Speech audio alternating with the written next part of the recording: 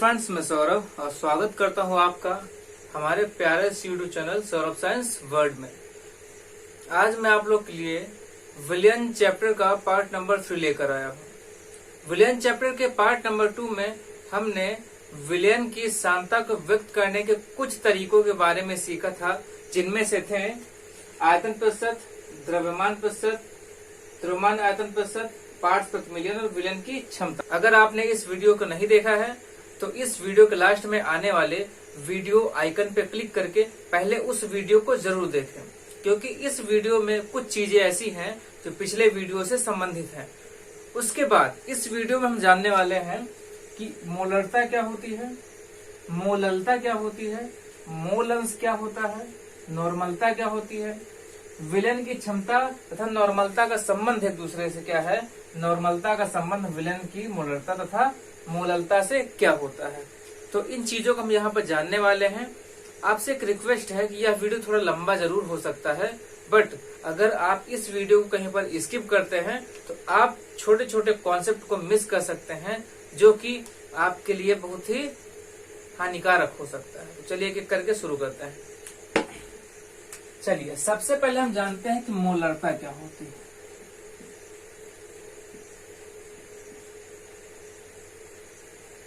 मोलरता जो होती है, ठीक है, इसको हम दिखाते हैं बड़े एम से, कैपिटल एम से इसको दर्शाते हैं। तो सीधे सीधे हम जानेंगे, परिभाषा नहीं जानने वाले हैं, परिभाषा पूछी भी नहीं जाती है, जानने वाले हम सीधे सीधे इसके फार्मूला और उसकी यूनिट और साथ में कुछ क्वेश्चंस को भी हम सॉल्व करने वाले हैं यहाँ पे। चलिए अगर हम बात करें मोलरता का, तो मोलरता का फार्मूला होता है N2/V। यहाँ पर जो आपका N है, N2, ये होता है विलेय के मोलों की संख्या, विलेय के मोलों की संख्या।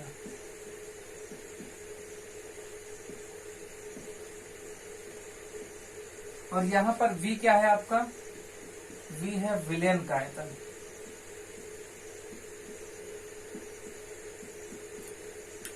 विलयन का आयतन। चलिए यूनिट देख लेते हैं। यूनिट होती है N2। N2 मतलब है यहाँ पर विलेय के मोलों की संख्या, जो कि मोल है। मोलों की संख्या की जो इकाई होती है वो होती है मोल, ठीक है, इसको सिंपली हम मोल ही कहते हैं। आयतन जो होता है यहाँ पर हम रखते हैं लीटर में, इसमें लीटर में। तो क्या हो गया, इसकी जो इकाई होगी वो हो गई मोल पर लीटर, मोल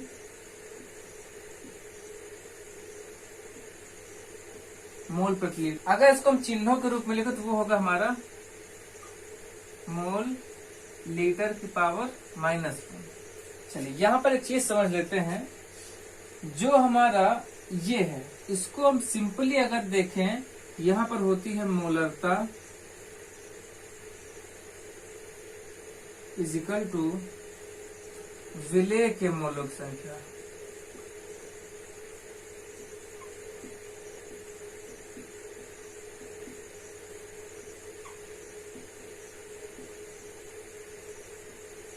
बटे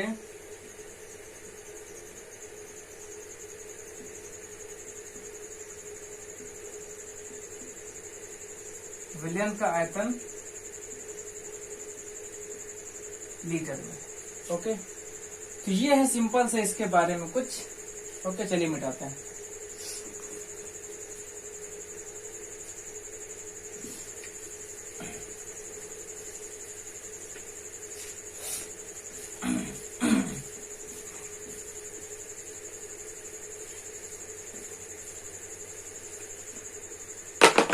चलिए अब हम बात करते हैं, जब मान लीजिए हमको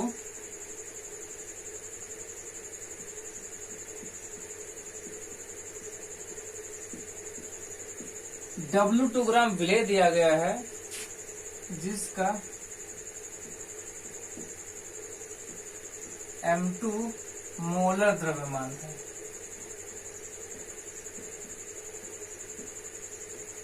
और विलयन का आयतन ml में दिया गया है।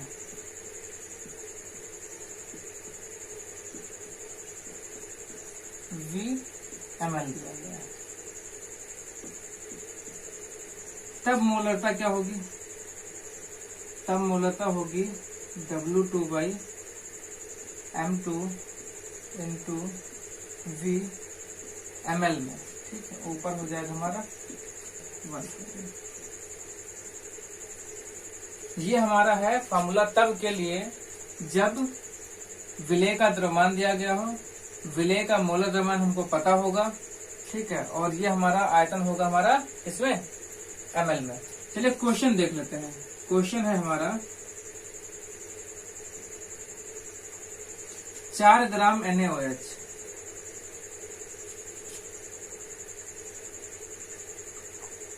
500 ml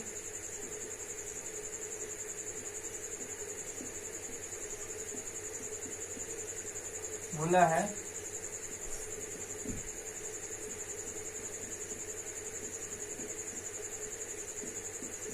विलयन की मोलरता बताइए।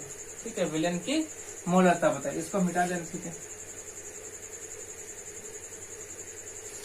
देखिए तो M का फार्मूला W2 हमारा क्या है, जो विलय हमको दिया गया मतलब 4 ग्राम। NaOH का जो मोलर द्रव्यमान होता है वो 40 ग्राम होता है, 40 ग्राम प्रति मोल होता है। तो ये हमारा हो गया 40 ग्राम। ml में आयतन कितना दिया गया है आपका 500 ml, 500 ml। और ऊपर हमारा हो जाएगा 1000। डबल जीरो से डबल जीरो कट गए, 1 0 से 0 कट गया, 4 से 4 कट गया। ठीक है, देखिए ध्यान से कितना आ गया 1/5 मतलब 0.2 मोल प्रति लीटर। यहां पर जो मोल प्रति लीटर आता है इसको हम मोलर भी बोलते हैं।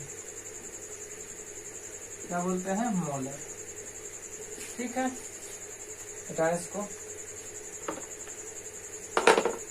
चलिए अगला हम देखते हैं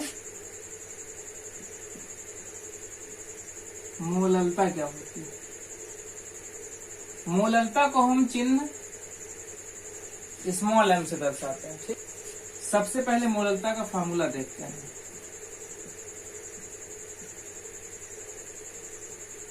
मोललता का सूत्र होता है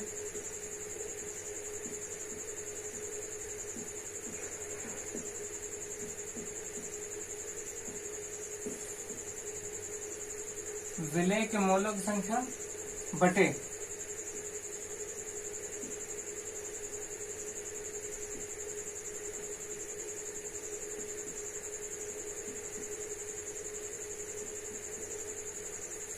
विलायक का द्रव्यमान किलोग्राम में। एक काम करते हैं, इसकी इकाई देख लेते हैं। इकाई विलेय के मोलों की संख्या मतलब ऊपर क्या हो जाएगा मोल। विलायक का द्रव्यमान किसमें किलोग्राम मतलब हो जाएगा किलोग्राम। ये हो जाएगा हमारा मोल प्रति किलोग्राम, मोल प्रति किलोग्राम। इसी चीज को हम मोलर भी बोलते हैं, मोलल। ठीक है, समझ रहे हैं। अब यहां पर क्या करते हैं, मान लेते हैं, माना कि हमको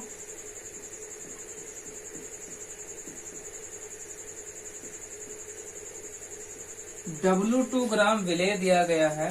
ठीक है, इसका मोलर द्रव्यमान कितना दिया गया है, M2 दिया गया है। ठीक है, और हमको W1 ग्राम क्या दिया गया है, विलायक। तो अगर हम मोललता निकालें क्या हो जाएगा,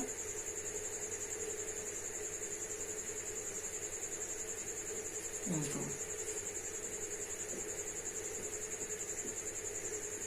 ये इसका फार्मूला है। यहां से नोट कर लेंगे कि W2 क्या है, विलेय का द्रव्यमान है। ठीक है, W2 क्या है, W2 ग्राम विलेय का द्रव्यमान है। M2 क्या है, मोलर द्रव्यमान किस चीज का, विलेय का है। ठीक है, तो यहाँ पर क्या है विलेय का मोलर द्रव्यमान है। W1 क्या है? W1 ग्राम विलायक है। समझ रहे हैं इस बात को? बेटा इसको ओके। एक क्वेश्चन हम सॉल्व कर लेते हैं। क्वेश्चन ये है, यदि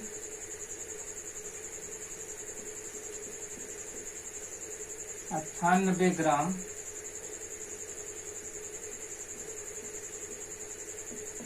को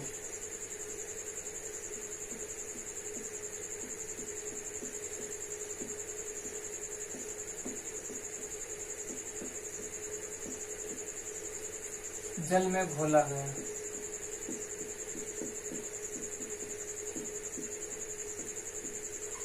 तो विलयन की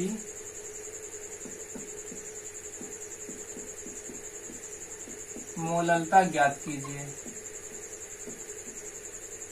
ठीक है, चलिए फॉर्मूला क्या है? M is equal to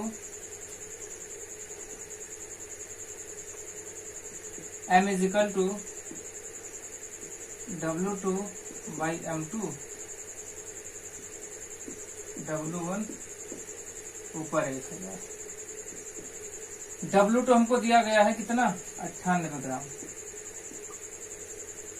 M2 sulphuric अम्ल का जो मोलर द्रव्यमान होता है वो भी 98 ग्राम होता है। W1 हमको दिया गया है 1000, ऊपर हमारा इससे ये कट गया, इससे ये कट गया, बचा 1 हमारा आया है 1, और क्या आया है? मोलर। ठीक है, या फिर अगर इसको हिंदी में लिखेंगे 1 मोलर। इसी चीज को हम लिख सकते हैं 1 मोल पर के। ये तीनों चीजें एक ही है। समझ रहे इस बात को? चलिए आगे देखते हैं मोल अंश क्या होता है। मान लेते हैं कि जो हमारा विलयन है उसमें एक अवयव A है तथा दूसरा अवयव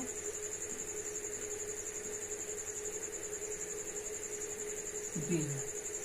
अवयव A के जो मोल हैं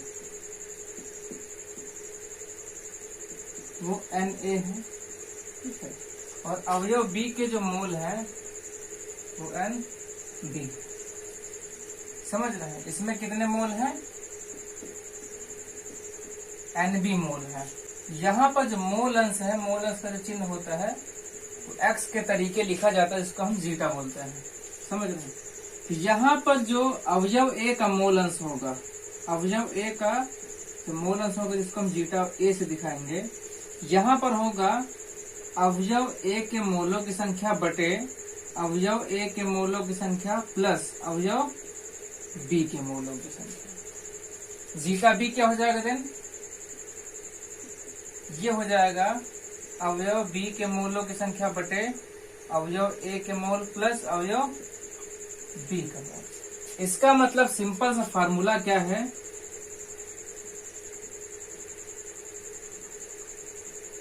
अवयव का मोल अंश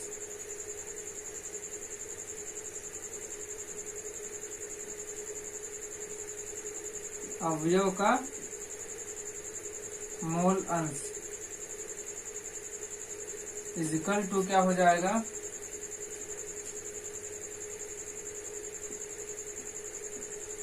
विलयन में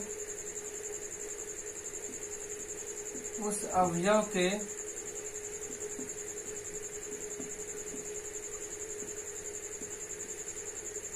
मोलों की संख्या बटे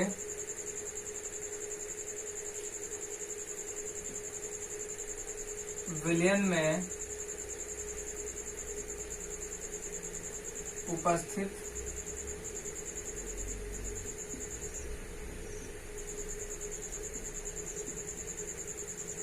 सभी मोलों की संख्या। ध्यान से देखिए, ये विलयन के कुल मोलों की संख्या है, सभी मोलों की संख्या, और ये उस अवयव के मोल की संख्या है जिसका हमको क्या निकालना है? मोल अंश निकालना है। समझ गए इस बात को?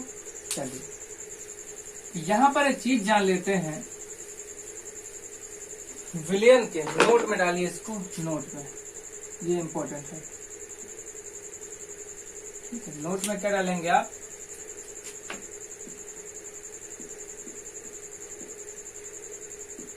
विलयन के सभी अवयवों के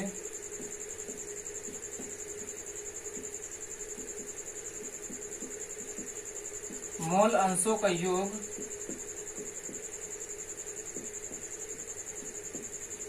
एक होता है। चलिए देखते हैं यहां पर क्या है, जो हमने बोला zeta A plus zeta B equal to 1 होगा। यहां पर इसके अकॉर्डिंग क्या हो जाएगा, zeta A plus zeta B equal to 1 हो जाएगा। चलिए इसको प्रूफ करते हैं।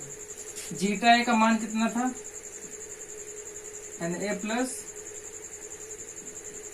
एन बी प्लस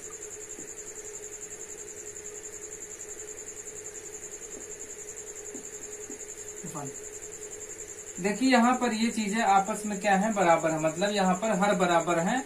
आपको पता जब हर बराबर होता तो हर हो जाता हमारा कॉमन, ऊपर वाले जाते संख्याएं जोड़। ध्यान देखिए दोनों टर्म एक जैसे आ गए, तो काट देंगे तो क्या आ जाएगा, हमारा 1 आ जाएगा। समझ रहे हैं। देखिए इससे कंक्लूजन निकलता है कि अगर zeta A plus zeta B equal to 1 है, यहां से जीटा ए हमारा क्या आ जाएगा, 1 माइनस जीटा बी आ जाएगा।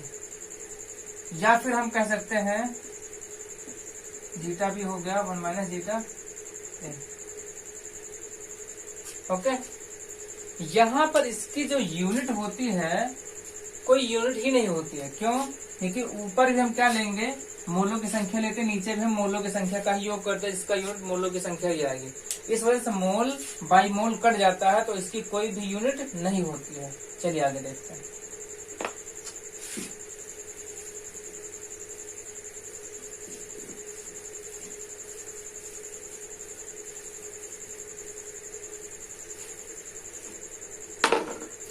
यहां पर क्वेश्चन है, यदि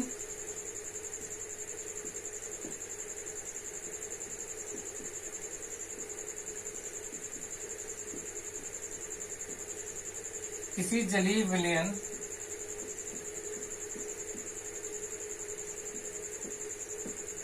जो 1000 ग्राम में, ठीक है, 3 मोल NaOH है, तो NaOH का मोल अंश ज्ञात करिए।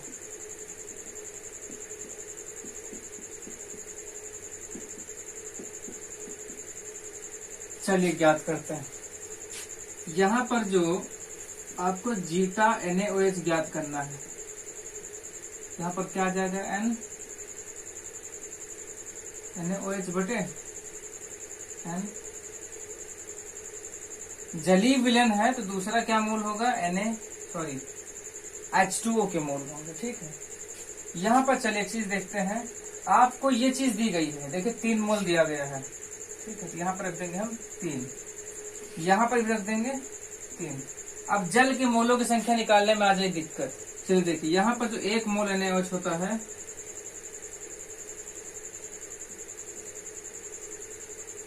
वो 40 ग्राम होता है। 3 मोल में कितने हो जाएंगे, 3 चौक 12, 120 ग्राम।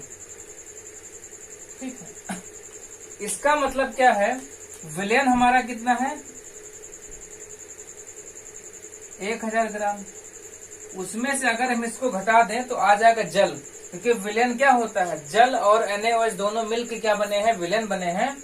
तो विलयन के द्रव्यमान में से अगर हम घटा दें विलेय, जो कि हमारा है कितना, 120 ग्राम, तो कितना आ जाएगा, वो आ जाएगा हमारा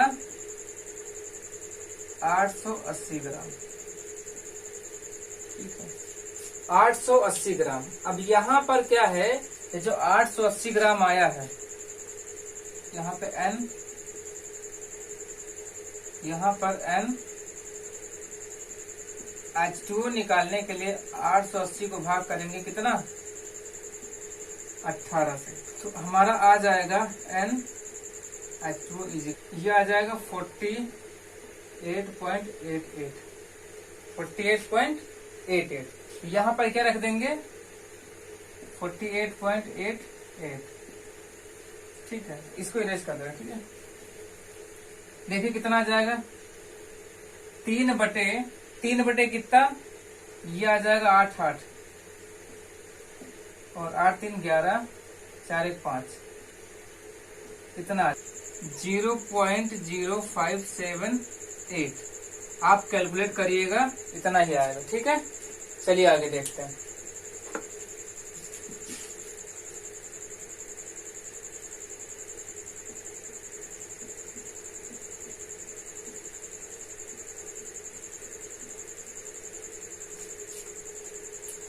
चलिए आगे देखते हैं हम नॉर्मलता क्या होती है। देखिए नॉर्मलता का फॉर्मूला लिखते हैं हम।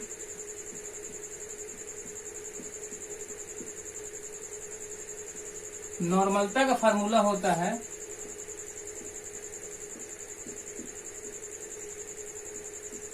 विलेय के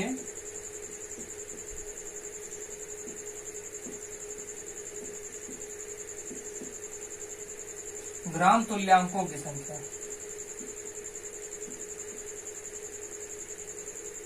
बटे विलयन का आयतन लीटर में।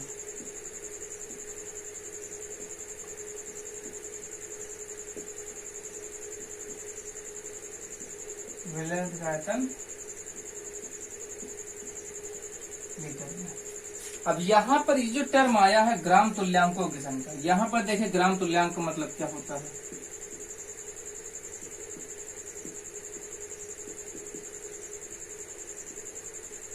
ग्राम तुल्यांक का मतलब होता है, ठीक है,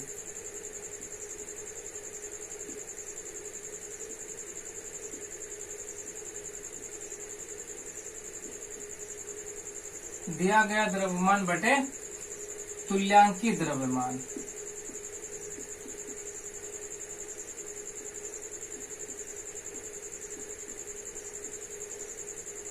हम उस द्रव्यमान की बात करेंगे जिसके बारे में तुल्यांकीय द्रव्यमान पूछा जाएगा। ठीक है, अगर विलेय का है तो विलेय का दिया गया द्रव्यमान, विलायक होगा तो विलायक, मतलब जिस भी चीज की बात करेंगे उसका द्रव्यमान यहाँ पर हम रख देंगे।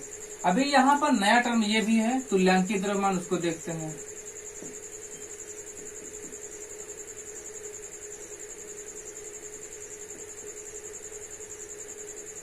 तुल्यांकीय द्रव्यमान का मतलब होता है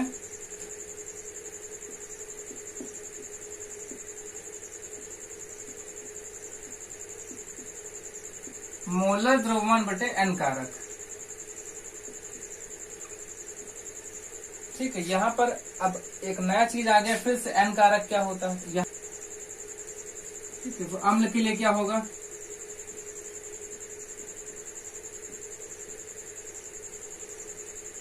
अम्ल के लिए जो होगा वह अम्ल की क्षारकता के बराबर होगा।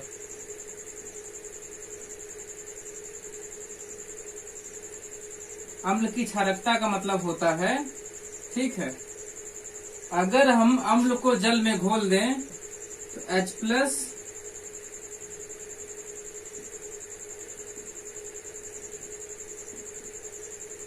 आयनों की संख्या के बराबर होगा। मतलब ये है कि जो आपका H2SO4 है ये 2 H+ निकालता है, इसका इसकी क्षारकता कितनी होगी 2, इसका और इसका आयन कारक कितना हो जाएगा 2।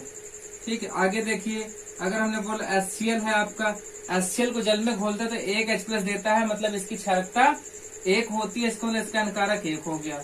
ठीक, अब देखते हैं हम क्षारक के लिए।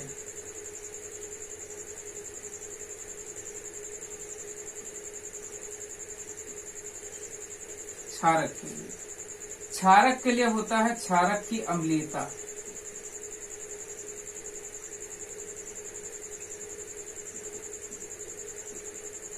मतलब अगर इसको हम जल में घोल दें तो OH- आयनों की संख्या के बराबर होगा।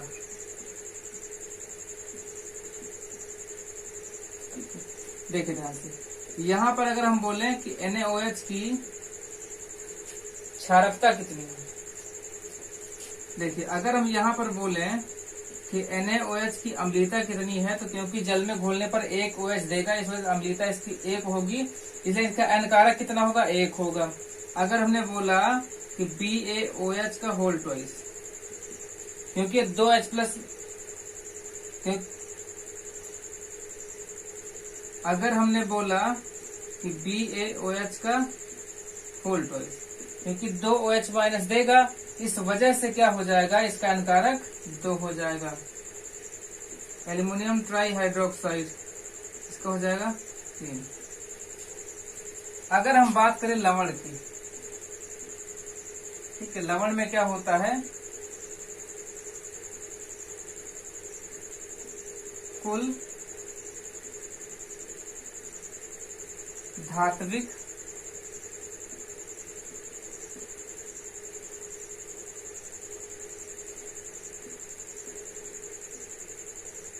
देखिए लवण में क्या होता है,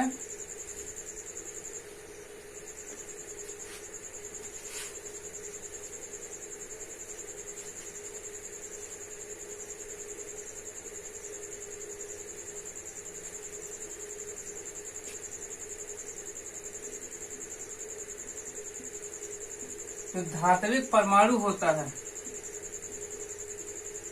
धात्विक परमाणु की, ठीक है, जो पॉजिटिव धनात्मक जो आपकी संयोजकता होती है। चलिए देखिए ध्यान से, मान लीजिए हमने बोला MgCO3 magnesium carbonate, magnesium carbonate में Mg2 प्लस होता है, जिसकी एन फैक्टर कितना हो जाएगा, एन कारक 2 हो जाएगा, ठीक है। कैल्शियम,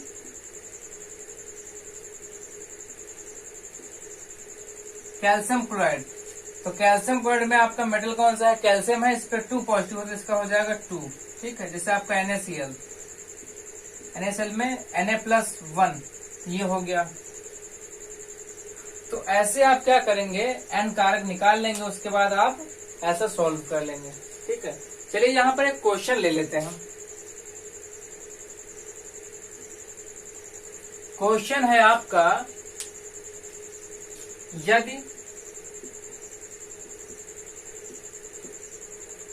किसी 1 लीटर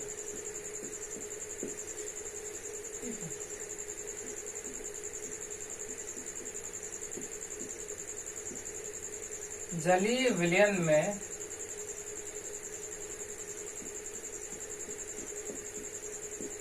49 ग्राम H2SO4 घुला है, तो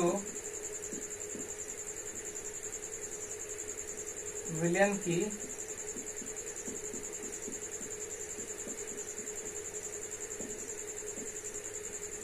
कीजिए।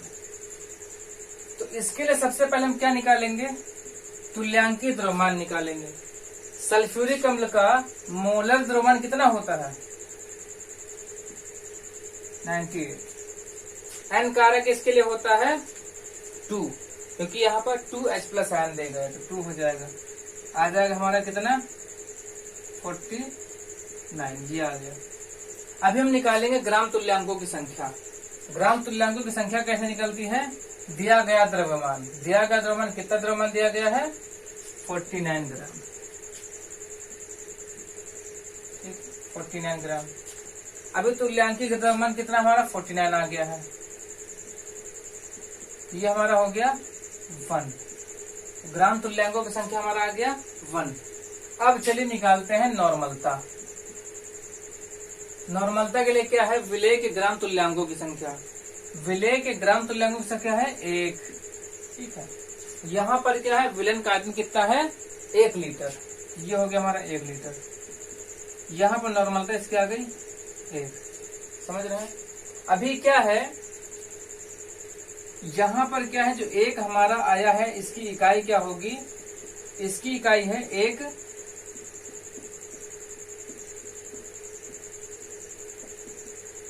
ग्राम तुल्यांक प्रति लीटर, ठीक है, 1 ग्राम तुल्यांक प्रति लीटर। अगर इसको इंग्लिश में सिंबल लिखेंगे तो क्या आएगा, क्या आएगा,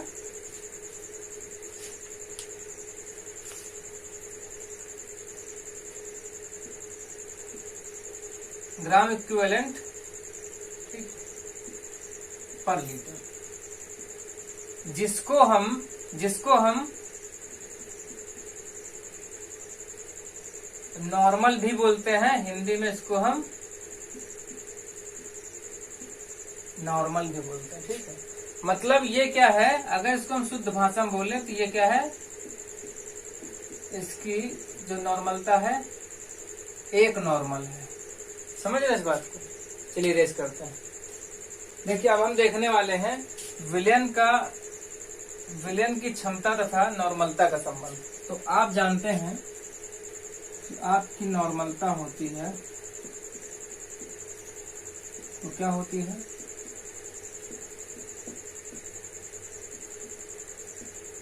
विलय के ग्राम तुल्यांकों की संख्या।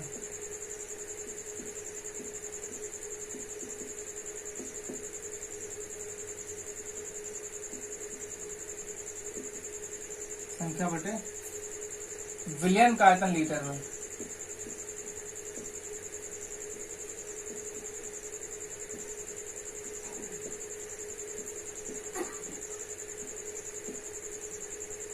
ठीक है, यहां पर क्या करते हैं, देखिए ध्यान से,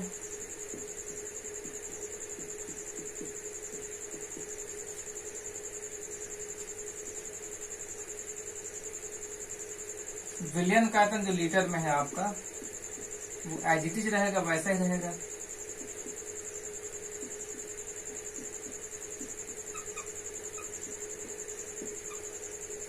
बट आप याद करिए विलय के ग्राम तुल्यांकों की संख्या कैसे निकालते थे। ग्राम तुल्यांकों की संख्या हम निकालते थे, विलय का दिया गया द्रव्यमान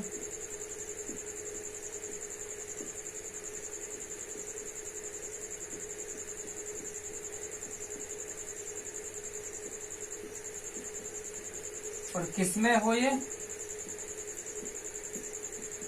ग्राम में, तो इसको बटे किससे करेंगे, विलय के तुल्यांकीय द्रव्यमान से।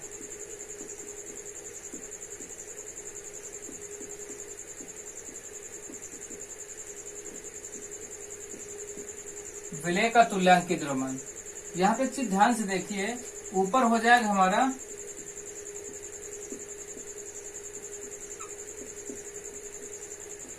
विलय का दिया गया द्रव्यमान, ठीक है, इसमें ग्राम में, और ये नीचे आ जाएगा आपको, नीचे क्या क्या हो जाएगा, विलय का तुल्यांकीय द्रव्यमान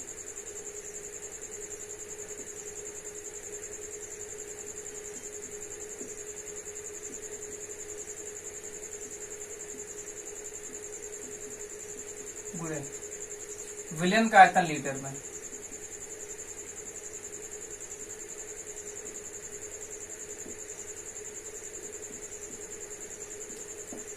यहां पर एक चीज देखिए, विलय का दिया गया द्रव्यमान और बटे विलयन का आयतन लीटर में क्या था हमारा, विलयन की क्षमता थी।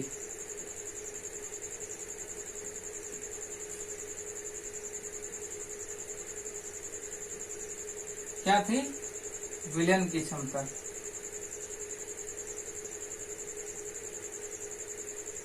बटे नीचे क्या बचा, विलय का तुल्यांकीय द्रव्यमान।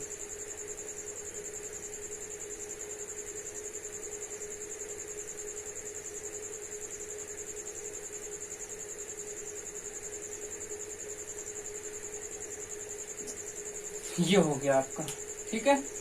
तो ये आपका फाइनल रिलेशन आ गया, ठीक है, किसके किसके बीच में, नॉर्मलता तथा विलयन की क्षमता के बीच में। ओके, चलिए मिटाते इसको।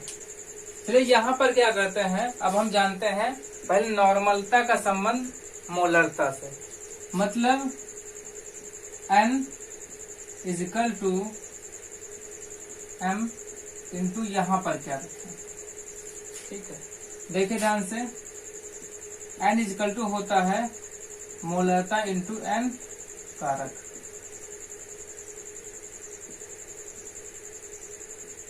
ठीक है, यहां पर N क्या है,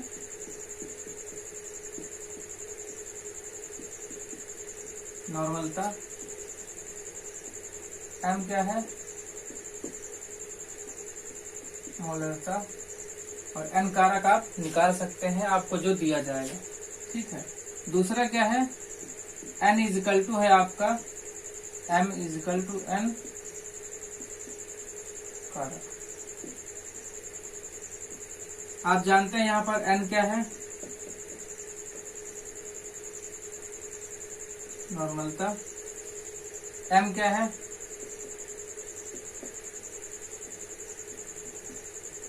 मोललता, n कारक आप जो भी दिया जाएगा आप निकाल सकते हैं आराम से। ठीक है, मुझे लगता है कि आपको सारी चीजें बहुत बेहतर समझ आई हैं। इससे संबंधित जितने भी प्रश्न हैं उसको अगले वीडियो में मैं सॉल्व कराऊंगा। तब तक के लिए आप इस कॉन्सेप्ट को बहुत अच्छे से रिवाइज करिए ताकि आगे आने वाले सारे क्वेश्चन आपसे बन सके चुटकियों में। अगर आप मेरे YouTube चैनल पे नए हैं तो चैनल को सब्सक्राइब करिए और प्रेस करिए बेल आइकन को ताकि आने वाला अगला वीडियो मिल सके आपको सबसे पहले। धन्यवाद।